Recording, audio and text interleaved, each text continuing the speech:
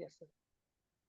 Good morning everyone, welcome to exam दोस्त बच्चों। और मैं लेके आ गया हूं आपके लिए नई सीरीज दैट इज चाय पे चर्चा विद टॉपर्स।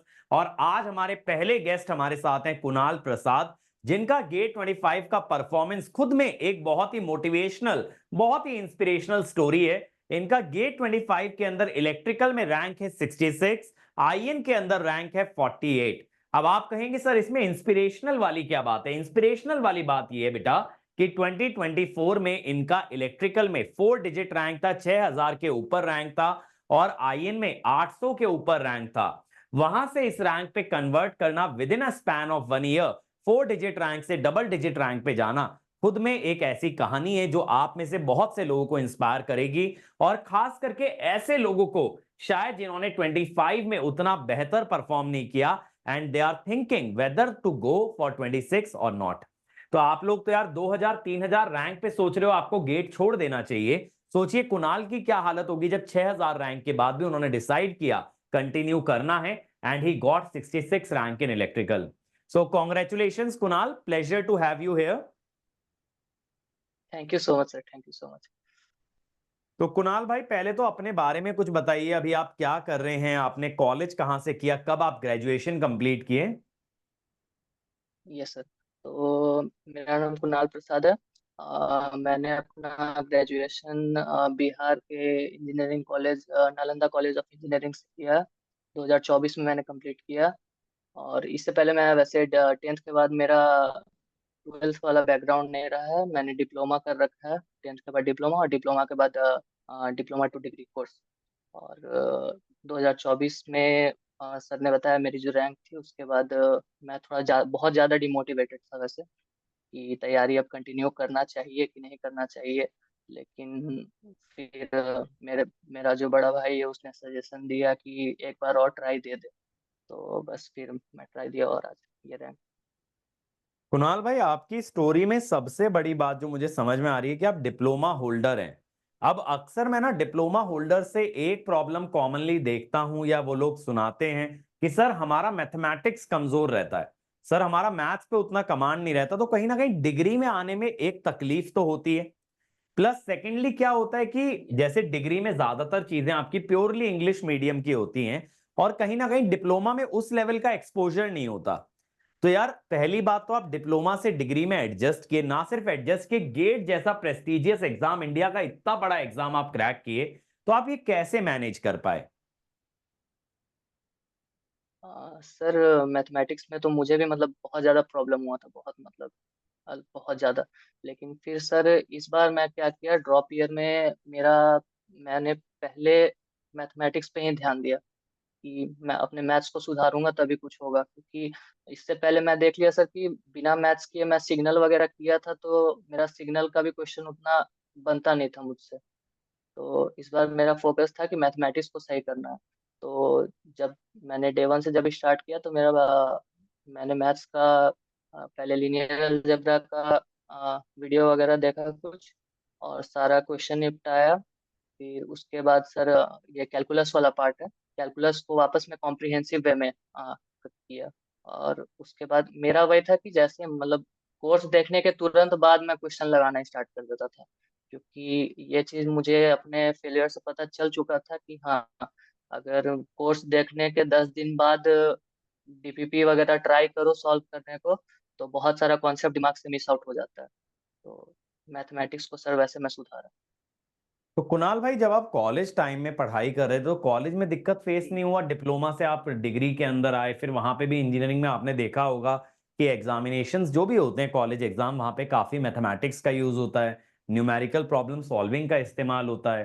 तो वहां पे आप कैसे कोप अप किए, और आपका कॉलेज परफॉर्मेंस कैसा रहा, क्या परसेंटेज वगैरह आप गेन किए वहां पे? कॉलेज परफॉर्मेंस सर मेरा ठीक ही रहा है। मेरा फाइनल मतलब 8.48 सीजीपीए बना है। और ऐसे मेरा था कि मतलब दिक्कत जिस भी सब्जेक्ट में हो रहा है सेमेस्टर में, एक तो बेनिफिट सर ये हो गया कि बेनिफिट और डिसएडवांटेज वो दोनों एक साथ ही है कि M1 M2 M3 ये फर्स्ट सेकंड और थर्ड सेम में होता है।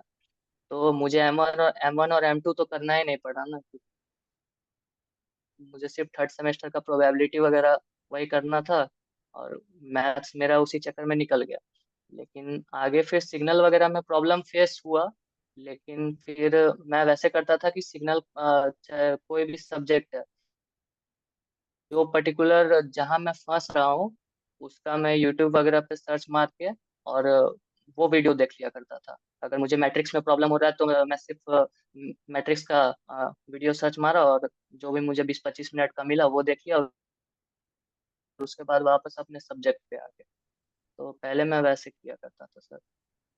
तो बच्चों देखो, ये चीज बहुत ज्यादा लर्न करने वाली है कि डिप्लोमा होल्डर्स को अगर मैथ्स में प्रॉब्लम आ रहा है, देखो सबसे बेस्ट तरीका तो ये है कि जैसा कुणाल ने बोला कि आप मैथ्स को कॉम्प्रिहेंसिवली तैयार करें, पूरा लीनियर अलजेब्रा, कैलकुलस, सब चीज बारीकी से करें। बट अगर इतना टाइम नहीं मिल पा रहा है कॉलेज के अंदर, तो फिर आप सिलेक्टेड टॉपिक्स देख सकते हो। और जैसा कुणाल ने बताया यार, आज की डेट में ना यूट्यूब इतना बड़ा प्लेटफॉर्म है कि उसके ऊपर सब कुछ अवेलेबल है, जो कुछ आप चाहें। अब कुणाल भाई, जैसा आपने बताया कि यार आप एकदम डिमोटिवेट हो गए थे, 6,500 रैंक आप लेके आए 2024 के अंदर फाइनल ईयर में, और जैसा आपने मुझे बताया कि आप तैयारी करके वो रैंक लाए, बट अपनी दिक्कतों की वजह से, कमियों की वजह से आप नहीं उतना अच्छा परफॉर्म कर पाए। तो यार मतलब उसके बाद कैसे हिम्मत जुटाया? मन में तो आया होगा जैसे कि यार एई जेई एग्जाम की तरफ चले जाते हैं, स्टेट पीएससी की तरफ चले जाते हैं, या फिर प्राइवेट जॉब या किसी नॉन टेक्निकल की तरफ चले जाते हैं, क्योंकि गेट में अनसर्टेनिटी भी बहुत सारी होती है। तो कैसे वो मतलब अंदर से फीलिंग लाए कि दोबारे पढ़ने बैठा जाए, सब कुछ फिर से शुरू किया जाए? ये सर बहुत आया था ये। जैसे मैं डिप्लोमा के बाद मैं ऐसे जेई का एक बार मैं 2-3 महीने प्रिपरेशन कर चुका था।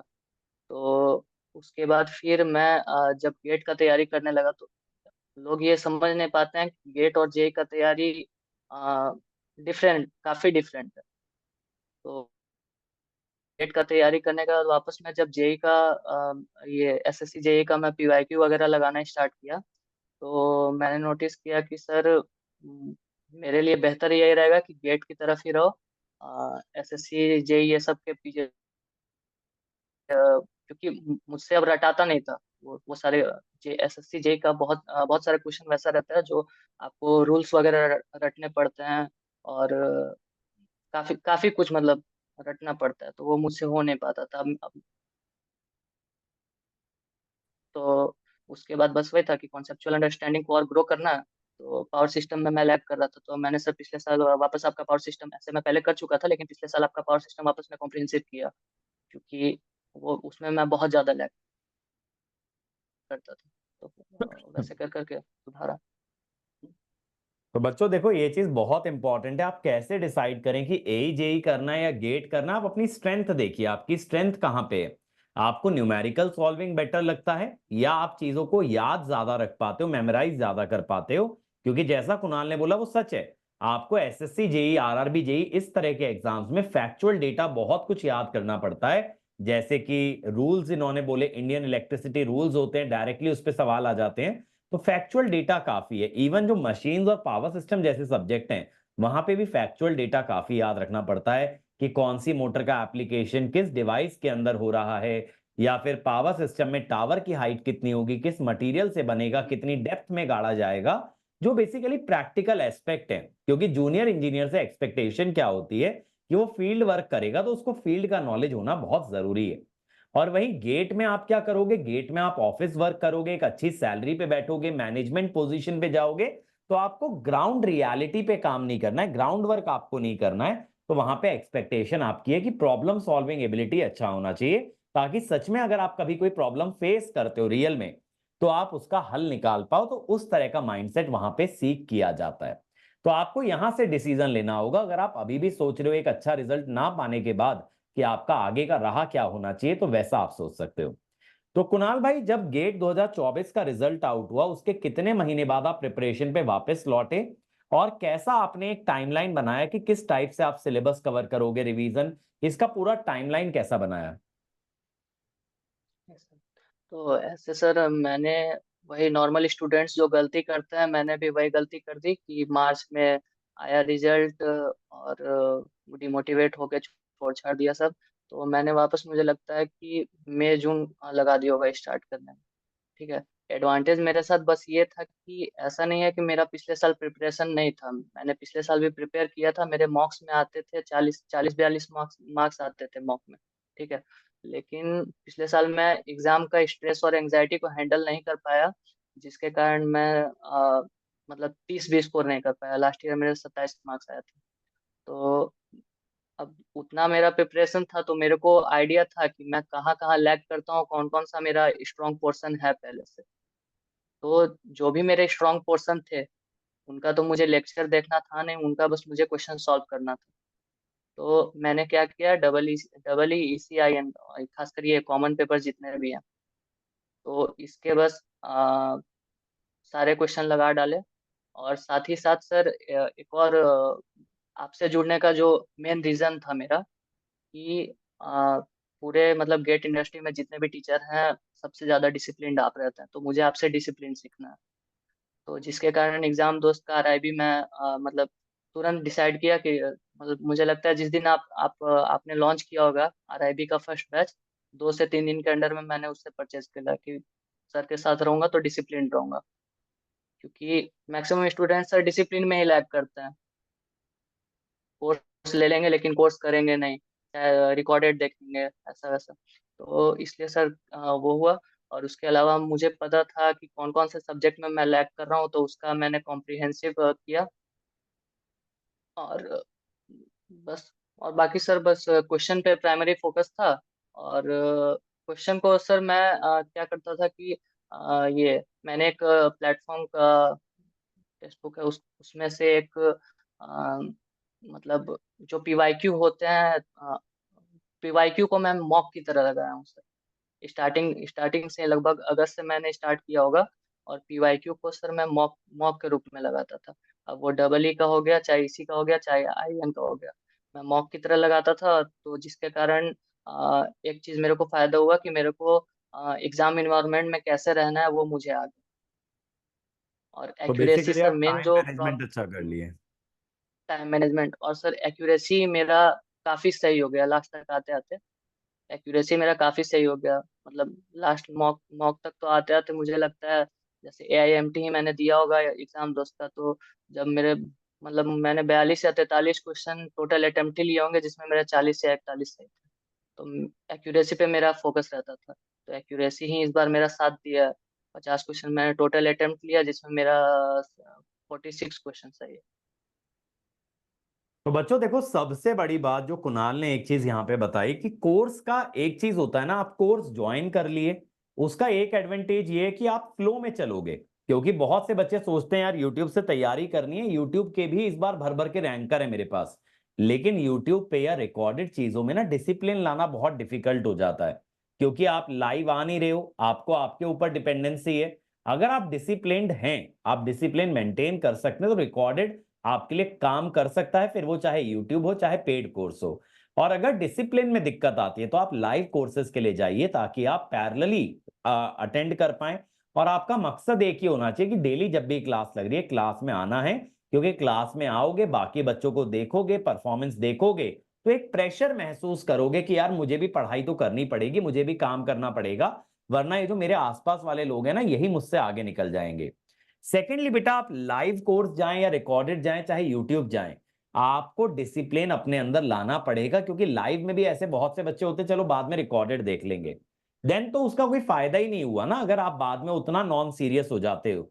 तो सीरियसनेस तो देखो आज की डेट में आपको लेके आना पड़ेगा, अगर आपको सच में रिजल्ट चाहिए। क्योंकि ये मत सोचो कि सर ऑनलाइन में सीरियसनेस नहीं आती, ऑफलाइन में आ जाती। मैं ऑफलाइन भी पढ़ाया हूं बेटा, बच्चे रूम पे ही रहते हैं, बंक करके आते ही नहीं है क्लास। मतलब ऐसा कोई कोर्स कहीं नहीं बना है जहां पे आपको घसीट के क्लास में लाया जाएगा, बिठाया जाएगा।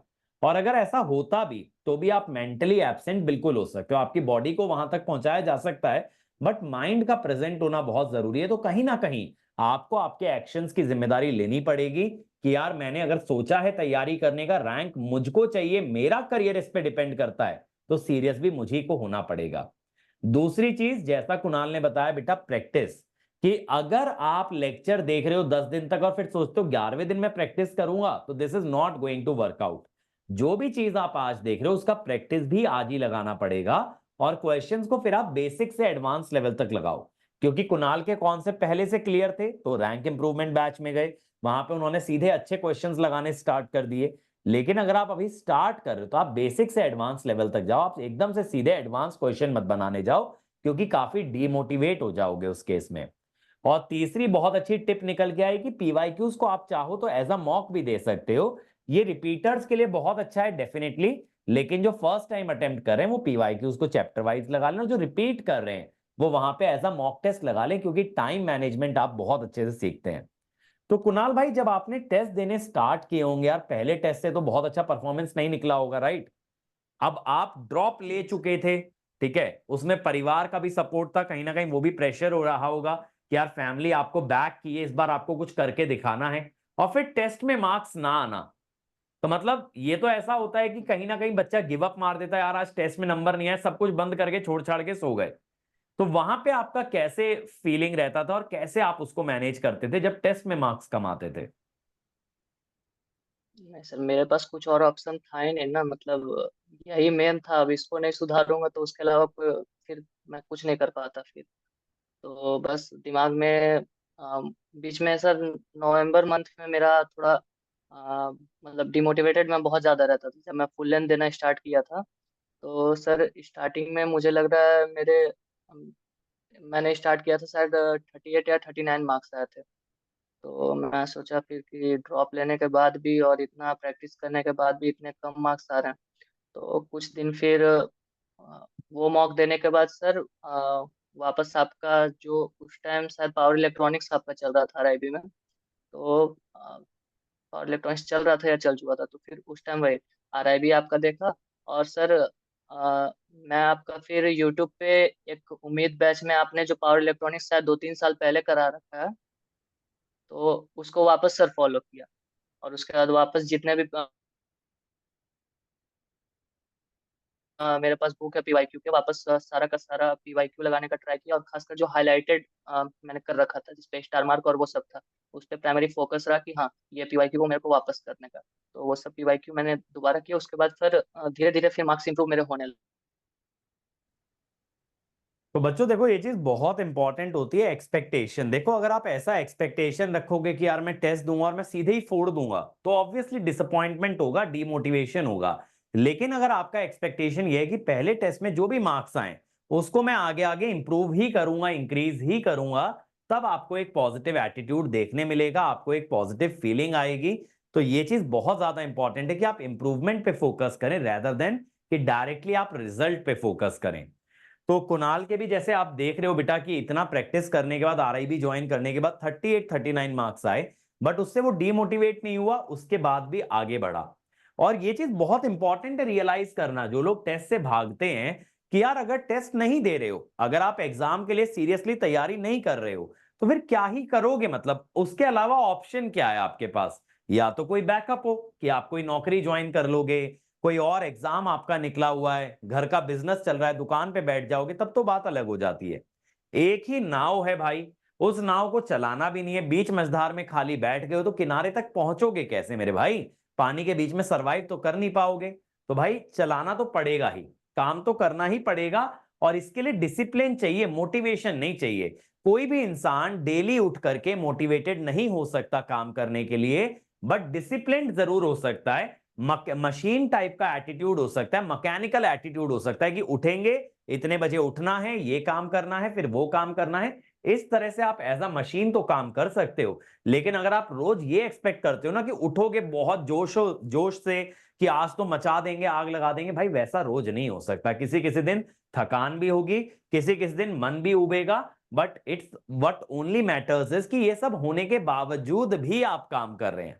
ठीक है, अगर आप कर रहे हैं तो डेफिनेटली आज नहीं तो कल सक्सेस आपको जरूर मिलने वाली है। अब कुणाल भाई, अगर हम आपके थर्ड ईयर की तरफ चलें, तो थर्ड ईयर में आपका गेट क्वालिफाई नहीं हुआ था, आपके 15 मार्क्स गेट के अंदर आए थे सिर्फ। तो थर्ड ईयर के पहले जी सर। आपने ऐसा क्या किया था तैयारी, या फिर तैयारी किए ही नहीं थे, बस देखने के लिए एग्जाम चले गए थे? तो थर्ड ईयर में इतना कम परफॉर्मेंस क्यों रहा? नहीं सर, जैसे बिहार में सर कोरोना के बाद सेशन वगैरह कुछ ज़्यादा ही यहाँ डिले चल रहा था। तो ऐसे तो मेरा बैच है मतलब 2020 से 24, जिसमें मैंने लेटरल एंट्री से 2021 से 24 मेरा बैच हम्म। कहता है। तो हम्म। लेकिन सर बिहार में सेशन डिले के कारण मैं 2022 में जून जून या जुलाई में आके मैं थर्ड सेम दिया था। तो उस टाइम सारा कुछ गड़बड़ चल रहा था, मुझे पता ही नहीं चल रहा था कब थर्ड सेम चल रहा है कब फोर्थ सेम चल रहा है। जब तक मेरा फिफ्थ सेम या सिक्स सेम में होना चाहिए था, मैं उस टाइम मैं सर फोर्थ सेम का एग्जाम दे रहा था बैठ के। तो मुझे कुछ आइडिया नहीं था, बस ऐसा था कि दिमाग में कहीं ना कहीं था। जैसे अ, मेरा बैकग्राउंड ऐसा है, मतलब भैया भैया भैया भी है, वो भी गेट क्वालिफाई वगैरह कर रखा है, तो गेट गेट के बारे में आइडिया तो था। तो जब डिसाइड कर लिया कि हाँ डिप्लोमा के बाद बीटेक करना है, तो फिर दिमाग में था कि हाँ गेट देना ही देना है। तो सोच लिया कि थर्ड ईयर में अटेम्प्ट दे लेता हूँ। अब थर्ड ईयर में जब अटेम्प्ट देने गया तो एक तो 2023 का क्वेश्चन हार्ड, तो वो तो एग्जाम देने टाइम मुझे पता नहीं था कि ये क्वेश्चन हार्ड है। लेकिन फिर भी जो मेरे से बन रहा था, एप्टी वगैरह कुछ बना, कुछ टेक्निकल ये नेटवर्क वगैरह का जो क्वेश्चन आया था वो सब बना था। डिजिटल का एक दो क्वेश्चन मेरे से बन पाया था, और मतलब ज्यादा क्वेश्चन मेरे से बना नहीं था, तो मेरे बस 15 मार्क्स आए। तो फिर भी जब बाद में रिजल्ट आया और आप लोग ने बोला कि हाँ इस साल का क्वेश्चन टफ था, तो उसको वो भी मेरे लिए मोटिवेशन का ही काम करेगा कि मैं गेट ओरिएंटेड आज तक तैयारी किया नहीं हूँ, और फिर भी इतने टफ पेपर में मेरे 15 मार्क्स भी बन रहे हैं। तो चलो बढ़िया से ही तैयारी कर लेते हैं। बिल्कुल। तो यार देखो, फैमिली से मोटिवेशन आना कि फैमिली में ऑलरेडी कोई गेट क्वालिफाइड है इसलिए आप करना चाहते हो, बहुत एक अच्छा अवेयरनेस वाली बात है। और बच्चों, ये चीजों के लिए अवेयर रहना है। जब आप डिग्री में आ रहे हो तो आपको पता होना चाहिए कि डिग्री के बाद कौन से एग्जाम्स के लिए आप एलिजिबल होते हो, क्या आपका करियर पाथ हो सकता है। अगर आप अपने करियर के लिए अवेयर ही नहीं हो, तब तो बेटा ऐसा हो गया ना, अंधेरे में तीर चलाने वाली बात हो गई। निशाने पे लग गया तो लग गया तुक्के में, वरना चांसेस तो बहुत ही कम है। क्योंकि अगर आप ये सोच के डिग्री कर रहे हो कि कोई कंपनी आएगी, हाथ में नौकरी रखेगी और चली जाएगी, वैसा नहीं होगा। आज के एनवायरनमेंट में आपको जॉब के लिए फाइट करना ही है। और सबसे अच्छा और फेयर तरीका फाइट करने का होता है कॉम्पिटिटिव एग्जाम। खास करके जो बहुत रेप्यूटेड एग्जाम्स है, जैसे गेट हो गया, इंजीनियरिंग सर्विसेज हो गया, एसएससी हो गया, आरआरबी हो गया, ये सब बहुत स्टैंडर्ड एग्जाम्स हैं। तो यहाँ पे ट्रांसपेरेंसी अच्छी होती है और यहाँ पे आपको जो है एक फेयर असेसमेंट मिलता है। बाकी बहुत सी जगह पे बहुत धांधलेबाजी भी हो सकती है, तो हम लोग ये नहीं कह सकते कि यार अगर मैं अच्छा हुनर रखता हूं और अच्छा परफॉर्मिंग हूं तो मेरे को अच्छा ही रिजल्ट मिलेगा, ऐसा नहीं। बट कुछ स्टैंडर्ड एग्जाम्स पे आपको फोकस जरूर करना चाहिए जहां पे इस तरह की मैल प्रैक्टिसेस नहीं फॉलो की जाती हैं। तो कुणाल भाई, जैसे आपने डिसाइड किया फैमिली में देख के कि गेट आपको देना है, तो गेट के थ्रू हासिल क्या करना चाहते थे? ऑब्जेक्टिव क्या था गेट देने का? पहले सर मेरा ऑब्जेक्टिव था कि एम टेक करना है, वही वीएलएसआई से एम टेक करना है। लेकिन फिर सर ये ड्रॉप ईयर में मुझे मेरा फिर माइंड चेंज हुआ कि हाँ अब पीएसयू ज्वाइन कर लेते हैं, बाद में फिर देखा जाएगा। तो तो यार ये तो लास्ट ईयर बहुत तक अच्छी मेरा बात है अगर ऑब्जेक्टिव था कि पीएसयू के लिए, क्योंकि बच्चों पीएसयू और एमटेक में ना प्रेफरेंस पीएसयू को ही देना चाहिए अगर आप कंफ्यूज्ड हैं। क्योंकि एमटेक के लिए तो आपका स्कोर कार्ड बाद में भी वैलिड रहेगा। जैसे अब कुणाल का जो रैंक है 2025 में, इससे 25, 26, 27 तीनों ईयर के अंदर एडमिशन ले सकते हैं। लेकिन पीएसयू सिर्फ 2025 के अंदर कंसीडर करेगी, इसके आगे पीछे कंसीडरेशन नहीं होता। कभी कभी होता है किसी पीएसयू का नोटिफिकेशन बहुत लेट आया, उसने 2 या 3 साल के बच्चों को कंसीडर कर लिया, बट 90% केसेस में ऐसा नहीं होता है। और कुणाल भाई, आपका आईएन के अंदर भी अच्छा रैंक है, तो इलेक्ट्रिकल के साथ आईएन का पेपर कैसे मैनेज किए? क्या एक्स्ट्रा चीजें की आईएन का पेपर निकालने के लिए? आईएन के लिए भी सर मतलब मैंने उसका कोई कोर सब्जेक्ट उसका रेडी नहीं किया था। जितने भी मेरे कॉमन पेपर थे डबल ई से मैच होते थे, मैं सर बस वही सबको रेडी किया। और सर वही जो मैंने कहा कि डबल ई इसी और आईएन मैं तीनों का मॉक लगा लेता था पीवाईक्यू के तौर पे। तीनों का पीवाईक्यू मॉक के रूप में लगा लेता था। तो आईएन का भी मैं स्टार्टिंग से ही मैं मॉक वगैरह लगाते रहा हूँ, पीवाईक्यू जितने भी हैं। तो उसमें मेरे ठीक ठाक स्कोर बन जाते थे, हाँ 50 मार्क्स के आसपास आ जाते थे। तो मेरे दिमाग में वही था कि चलो जब आईआईटी एडवांटेज दे ही दे रहा है टू पेपर कॉम्बिनेशन का, तो कहीं। और लास्ट ईयर भी ऐसा ही ना हुआ कि मेरे डबल ई में 27 मार्क्स आए और आईएन में 39 मार्क्स थे। तो मेरे दिमाग में कहीं ना कहीं ये था कि अगर डबल ई के एग्जाम के दिन मैं स्ट्रेस को अगर हैंडल नहीं कर पाया, तो मेरे पास बैकअप होना चाहिए किसी एक पेपर का। तो इसलिए सर डबल ई आईएन दोनों भरा, लेकिन primary focus primary focus sir double E पे ही रहा हमेशा। और बस वही था, तो बच्चों, आईएन का ये बस चीज बहुत पीवाईक्यू। इंपॉर्टेंट है। देखिए कि आईएन का जो पेपर है ना, that is closest to electrical.